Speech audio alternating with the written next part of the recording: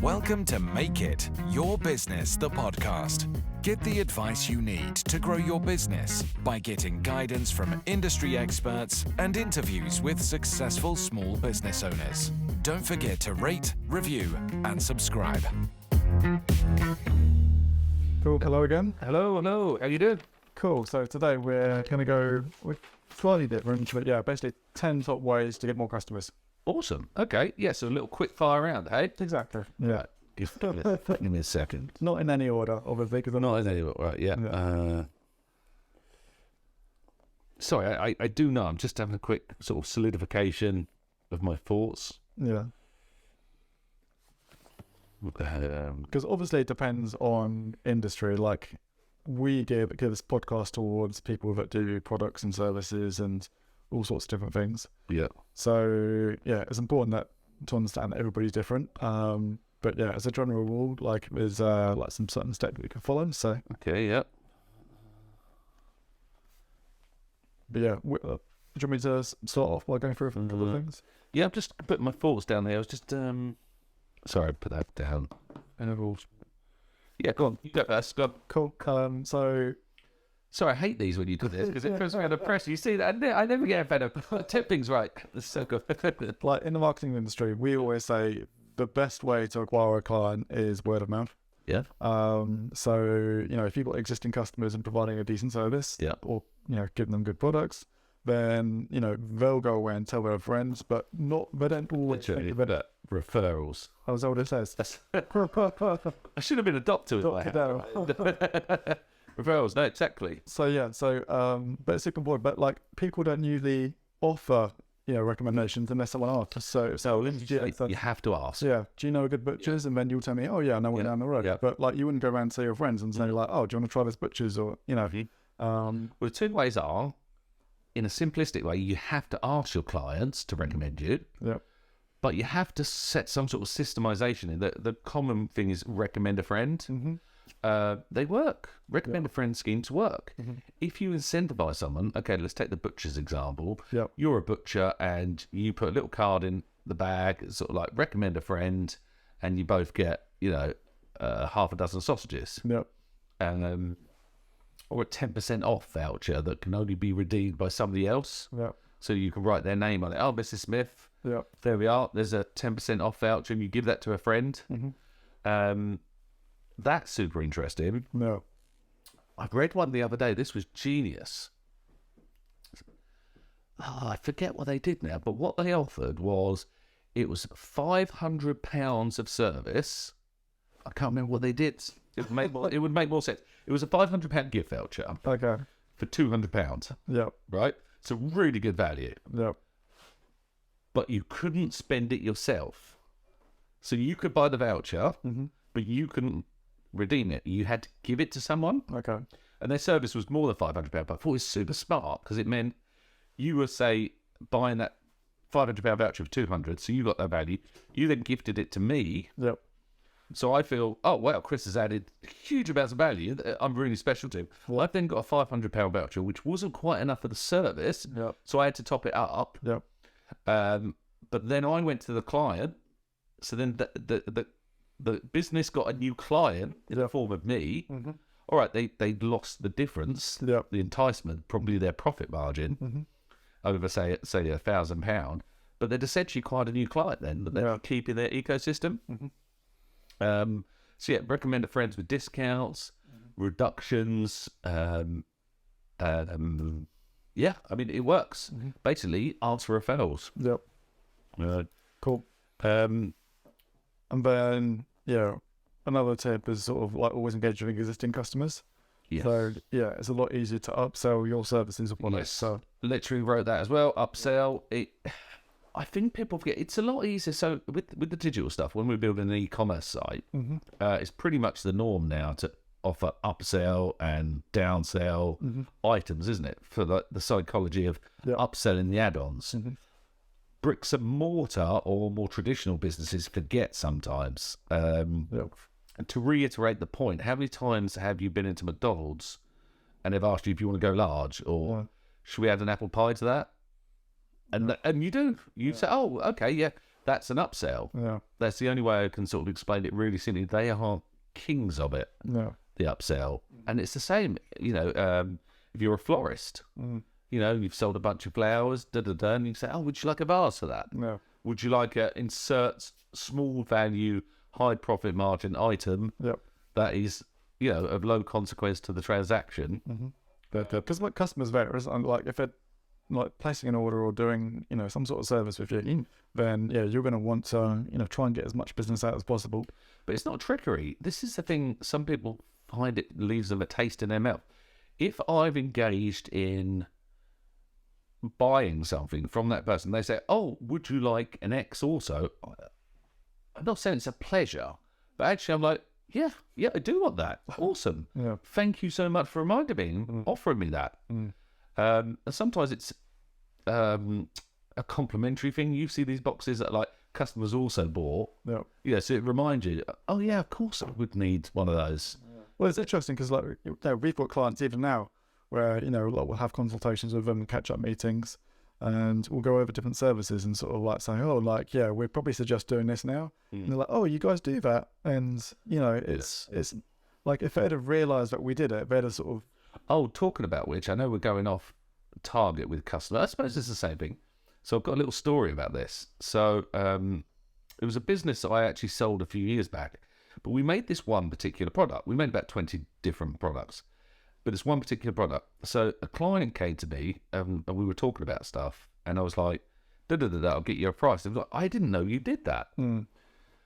Now, this same client had been in my business premises several times, been in the showroom, seen the product. In fact, I'd even trained him on the products probably 2 years prior to this conversation. So he physically touched and held the product, and he still forgot I offered that product.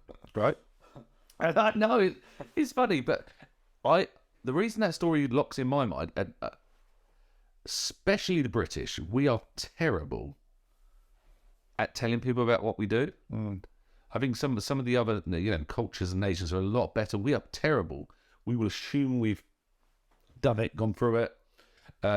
We're very bad at pushing ourselves, And I would just say to people, just pretend your client doesn't know, because there's a good job they don't. Right. There's a good chance they don't, because things are busy. I may know that you offer these glasses, but in 2 months' time, I would have completely forgotten, because I've got 10,000 pieces of information coming at me every day. I'm in the market for glasses, and I will have forgotten. Don't be scared to talk about the same thing over and over and over in a repeat fashion, because, like I say, there's a good chance your clients need that. Next one. Old clients. It's very similar, but the difference is it's quite painful for entrepreneurs to go through the experience of looking back on their old clients, because they'll see it as somewhat of a disappointment. They've the wrongs of old.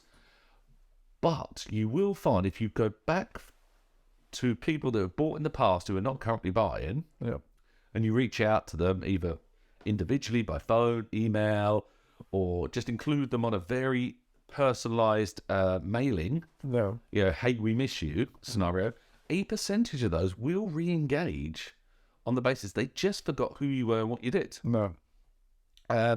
Yes, there'll be some there that will never use you again, and sometimes that's inevitable. We've had clients in the past that just, I couldn't tell you why. Sometimes we've messed up bad as a company. We tried to say sorry, and they've not been accepting of that, and it's ended. And that's fine. That's on us. But sometimes just things fall apart, and you have no idea why. So you're always going to have that, and that fear of those communications, that all coming up again, I think holds people off from the fact that actually there's gold in the junk shed. So get out there and re-engage old clients if you can. You'd be very surprised. I always say to my guys, no doesn't mean no, it just means not now. So go back to old clients. If you've got data, it could just be writing them a letter, an email, to saying, hey, we miss you, are you aware of what we're doing? And you will get a percentage of those come back. Cool. You can take this one because, again, this isn't a sales pitch, but it's a very black and white. Your website. Yeah. You know, refresh your website. Yeah. I think people think they create a website 10 years ago and that's it. Exactly. Like we've spoken about this quite a lot before. Like so many people go to Google to try and find business, whatever it is. And yeah, if you've got like an old website or something that's doesn't function very well, then people are going to quickly, like switch off and go to another website and sort of like look around. Indeed. But yeah, it doesn't take too much to like spruce it up. And a lot of the time, you've got to have content right, so that you not only appeal to your, prospective customers, That's right. but also to Google as well. But it's mindset on that. You touched on cost there, because this is interesting. I was speaking to somebody the other day, and we'd given them a cost for a website. I think it was about £5,000 sterling. And they were a bit like, oh, that's quite expensive. Mm. And it was a 2-month build, and I had to explain to them, I hear you, but this website will potentially bring you hundreds of thousands of pounds for 5. So you give us 5, and in return, you've got that. No. And they were like, yeah, but I don't know if it will work. I say, I know, but you're paying Bob, who's sitting in reception, $2,500 a month. So for the next 2 months, you're paying him the same amount to answer the telephones. And you don't know if that's going to work. So sometimes you've got to get your mindset right, because I think employers, as opposed to entrepreneurs, employers are very comfortable employing people. Yep. And the costs surrounded that. Yep. And cost towards marketing, very, very different. Because website is the most basic form of online presence, and you've got to get it sorted out so people can find you, and you get listed. So it is very much, think of it like your electricity bill, your gas bill. Think of, if you were on the high street, you wouldn't have a shop with no sign or window. You wouldn't have it all bricked up and just a little hatch. People have got to understand this is it now. It used to be a nice thing to have. It was a luxury originally. Yep. Then it was like, oh, you should have one. Now it's like, if you don't have one, you are literally walking around. You're going to get left behind. Yeah, you've got 2 legs and an arm tied behind your back, and they're trying to play hockey. No. Like, why do it to yourself? Yeah. So yeah, obviously business plan wise, people need to take that and do it. Partnerships is the other one that I think people overlook often enough. There are people already serving your ideal customers. No.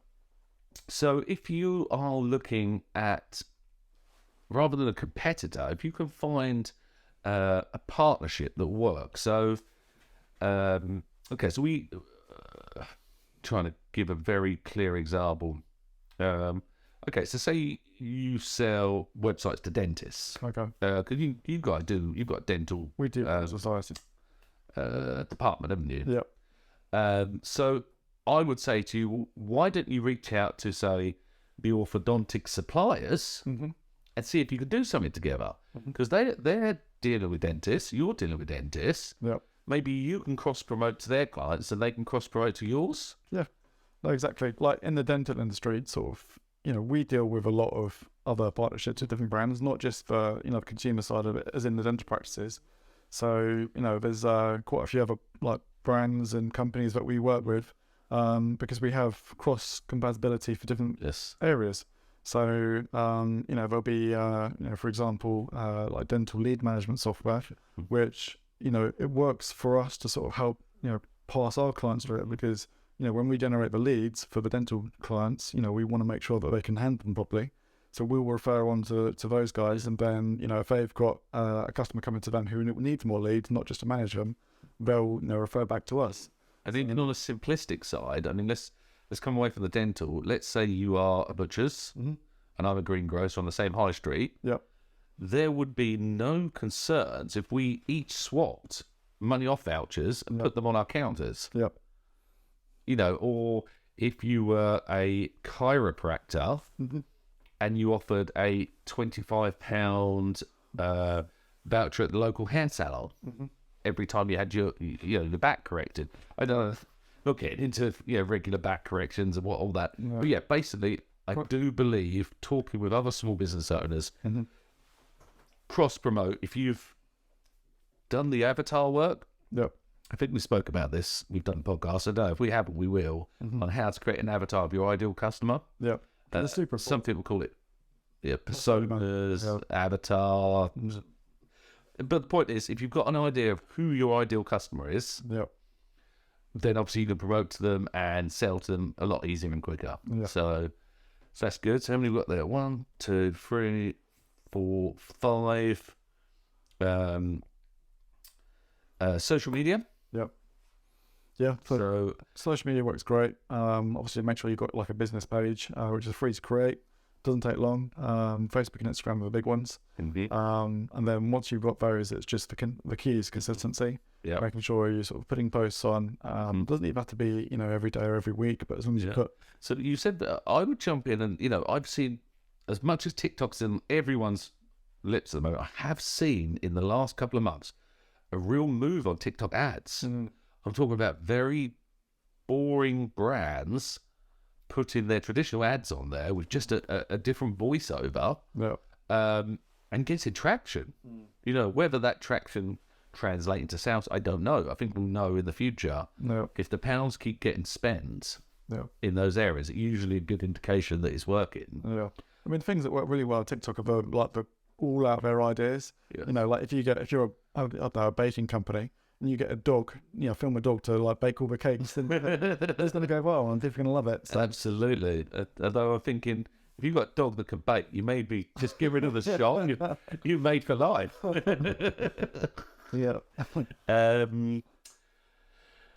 I suppose it goes back to clients. I mean, newsletter is a big one for me. To me, the newsletter is the glue that keeps people in the economy, your ecosystem. So no, I am going to put it out there. Like, create a newsletter. Because new and old customers, as I say, you sell to them once, and then you hope they come back to you. That's the hope. And most of them won't. Maybe 15% will. I picked a number out of thin air there. But you can make that 30% just by monthly or weekly re-engaging with them with useful information. So it is an actual sales tool for consistently re-engaging customers, old, new, and potential who've signed up to your newsletter. I agree. 1, 2, 3, 4, 5, 6, 7. Ads. What's that, sorry? Google ads, Facebook ads. Adverts, absolutely. If you're looking for quick customer acquisition, ads, absolutely. Because they can be super targeted. Super target. Okay, quick 3 tips for ads. 1, keep it very, very specific. Who's your client? What do they do? We had...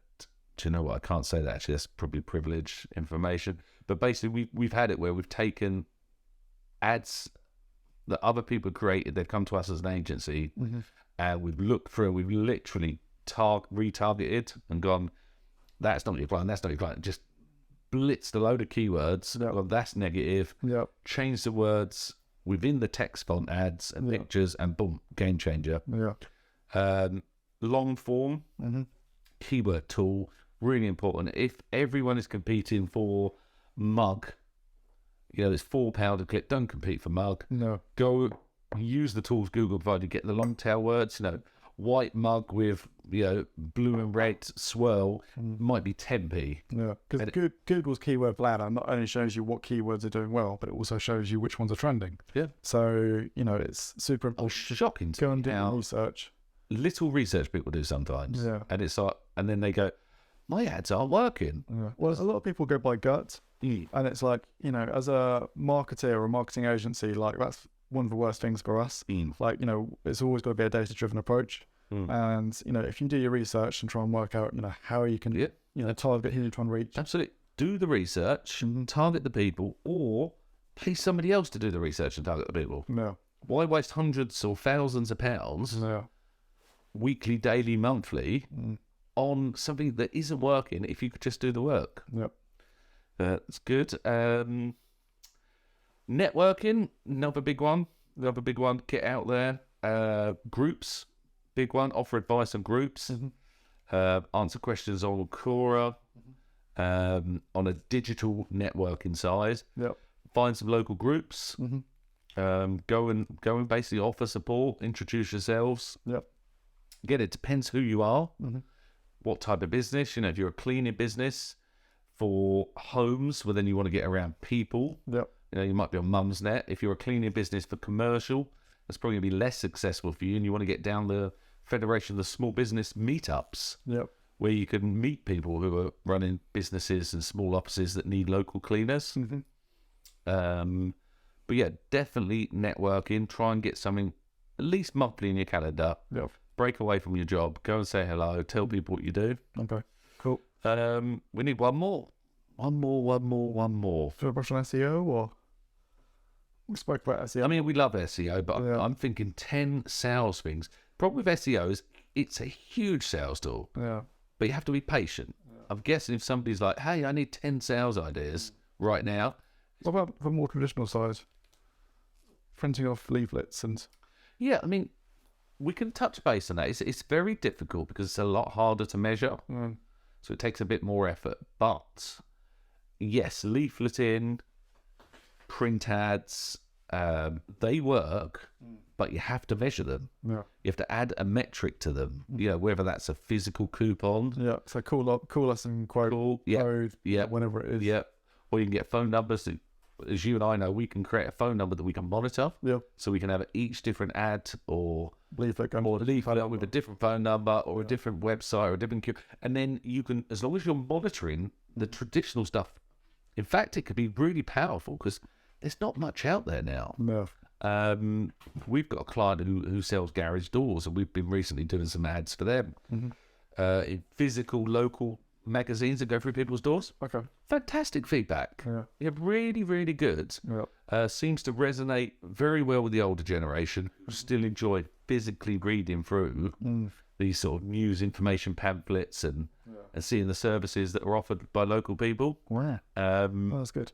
And from that perspective, that wouldn't necessarily resonate with a digital business that was selling something. Yeah. So yeah, horses for courses, but traditional is still there. But my number one thing with that is you still have to find a way to measure it because it can get expensive very quick. No. And you won't know what's working and what's not. No. There's Roxy telling us it's nearly time. Yep. Time is up. Oh look, she's absolutely right. 10:30 on the dot. Perfect. Cool. Right. Yes. Right. Thank you, Rox. Bless her. We've kept you in the next one. Yes. Thank you so much, dude. Yes, that was fun.